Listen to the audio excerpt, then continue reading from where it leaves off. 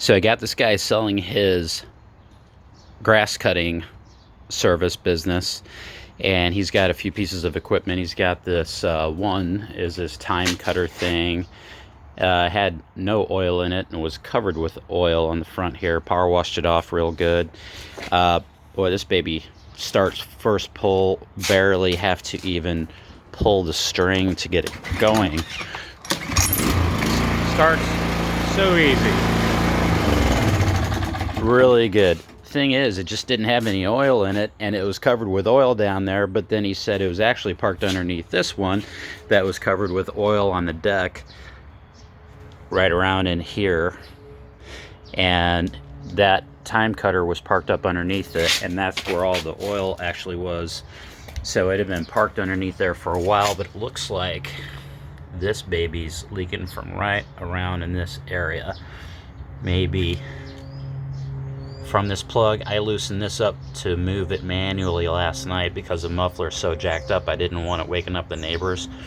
So it looks like that might be leaking from there. Anyway, that's what's going on. Leakage here. The engine runs really good. It starts great. But then the muffler, look at this. It's been jacked up. Okay, so somebody tried to do a little makeshift repair on this. These are actually copper pipes. The unions here are copper that are someone tried to attach to the steel pipes, so that's not going to be able to get welded together. But I do have some scrap pipes, and I was going to try to make something of it, and he actually brought this muffler over that may or may not fit. That's the first thing I'm going to do, is try to fit that muffler on there, and then if that doesn't work, I'll just put the pipes back on and try to line everything back up, and maybe take a piece of this bigger pipe here and make kind of like one of these little sleeves for it, so it just slides onto there, and maybe tack weld it on or clamp it on somehow real good so that it's fairly airtight. It won't be perfectly airtight unless I weld it on. We'll see. But this is going to be, unfortunately, another hack job on this. I'll do my best. But for this Xmark, I learned actually when ordering or trying to find replacement muffler for this thing, you don't use the engine specs. All the engine parts breakdowns and available parts for this engine on different websites that I found, they all had the same parts, and basically, you could order the same stuff off of different websites, but none of them had the muffler, the actual muffler. Okay, they did have the exhaust gaskets, studs, and the nuts that go to mount the muffler, but you can't go by, none of them had the actual muffler, so you can't go by using the engine specs to get the proper muffler, especially for like a walk behind mower, because of the configuration of the deck and the chassis and everything.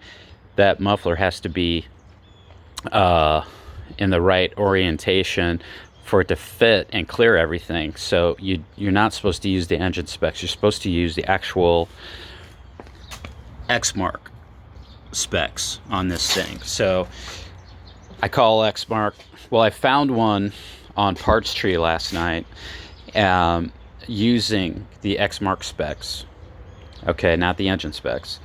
And so then I waited till this morning to call Parts Tree to confirm that this was going to be the proper muffler, and they were not able to confirm that. I guess they didn't want to take chances and give me the wrong part number to go ahead and order or confirm that what I found on their website, which looked exactly like this when I put in the Xmark spec numbers, it looked just like this, but I wanted to confirm before I ordered it. So I called them. They really couldn't help me because she wanted the engine spec number.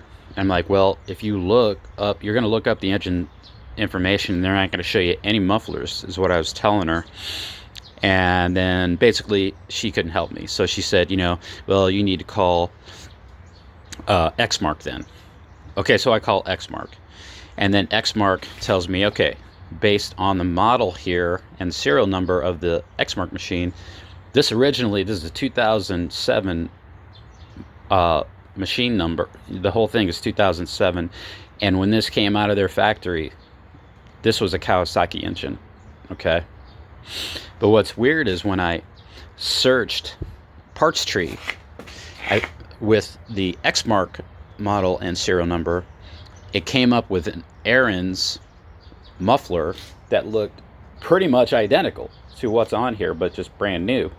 And that's why I called partstree.com first thing in the morning to confirm that this is what I needed. But then they wouldn't give me a definite confirmation that what I was looking at was going to be what fits on this Kohler. And the description of that muffler that I did find on partstree.com, the image looked, exactly like the muffler, and it was based on I searched for it with the model and serial number on this Xmark, and it showed me basically that muffler. But the lady at partstree.com, she wasn't finding, and it actually said Aaron's for a Kohler V twin. Okay, based on the Xmark numbers that I put in, partstree.com showed me an Aaron's muffler looked just like this for a Kohler V twin. Okay, but they couldn't confirm that was going to be the one that I needed. It's frustrating. So partstree.com says, well, since it's Xmark, you need to call Xmark. I call Xmark. The lady tells me there that originally this was a Kawasaki motor, so they can't help me out. She gives me numbers for Kohler and Kawasaki, but it's like, okay, this isn't even a Kawasaki engine. Why you give me the Kawasaki number? Okay, anyway, she helped out.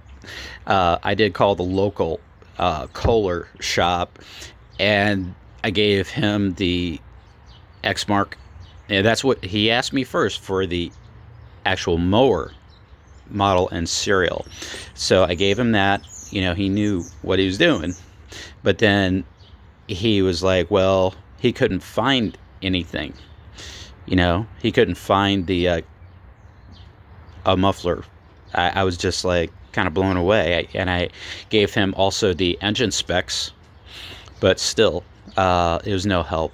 I was a little disappointed in that. But anyways, I am going to go ahead and I might go ahead first, take this off. I squirted some PB Blaster on there last night, trying to get those rusty ass nuts off.